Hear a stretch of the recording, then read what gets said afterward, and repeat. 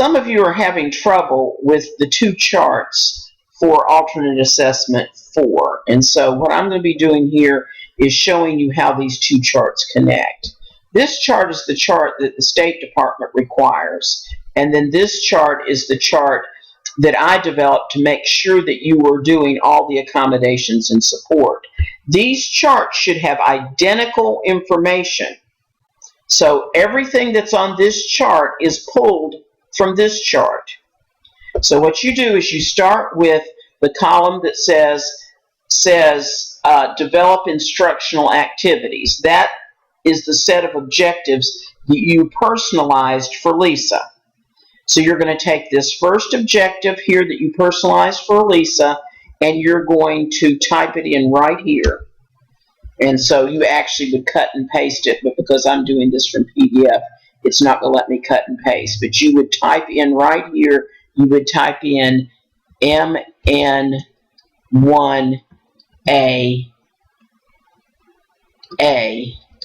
student points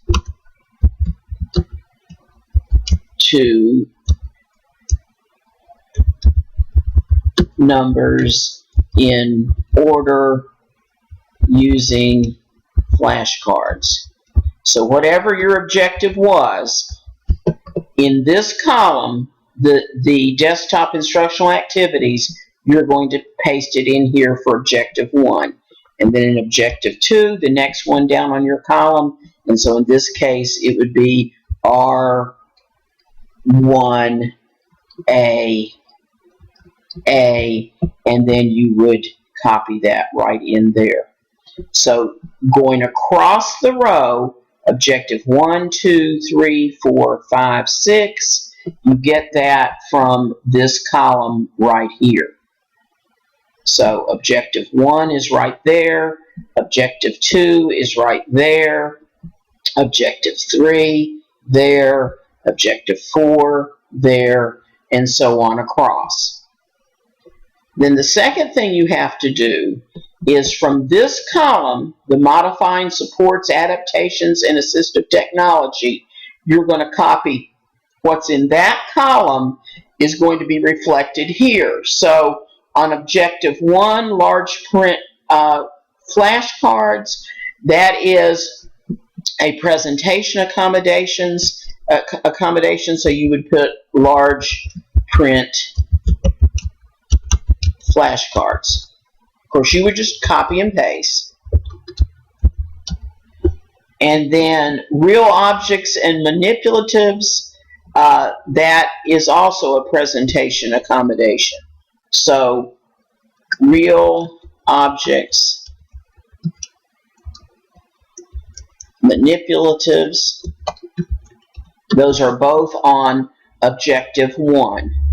Then you look on objective 2, setting accommodation with familiar teachers. So you put that right here.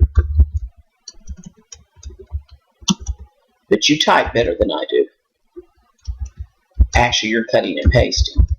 Okay? Support for reading, picture with prompt. And so you scroll down here to support for reading. Under objective 2, I have picture with prompt. And then I have direct prompt, look at the picture. And so I scroll down here and I have direct prompt,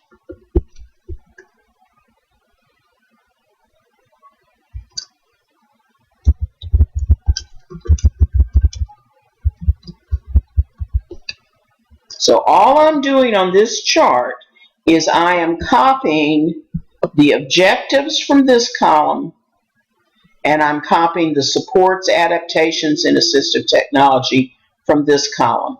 I'm making sure that for each one of these, when I'm copying from this column, that I'm copying it into the objective from that column. So objective goes here, and then down that column go the supports, adaptations, and assistive technology for that objective. Then this objective goes here, and all of these accommodations and supports are going to go down this column. When you're finished, you should have something on each row. So on this row right here, you should have at least one thing. On this row right here, you should have at least one thing. On this row right here, you should have at least one thing. On this row right here, you should have at least one thing. And these things should be identical to what is in this column. What I'm going to be looking at is this column reflected here? Is this column reflected here? Is this column reflected here? And then I'm going to be looking at, is there something in every single row? The only two rows that don't have to have anything are these down at the bottom. These are optional. These two down here are optional, but they're really pretty easy to do. Okay? So make sure that on the accommodations chart, I'm going to say it one more time, on the accommodations and support chart, across the top, you have the objectives from the develop instructional activities column, and then under each one of those objectives, you have whatever it is that you put on identify supports, adaptations, and assistive technology, and then you make sure that you have something on every single row. There should be nothing, she repeats, nothing on the accommodations and support planning chart that is not on the assessment planning chart. This chart, this accommodations and support planning chart, should have only information that you got from these two columns of your planning tool.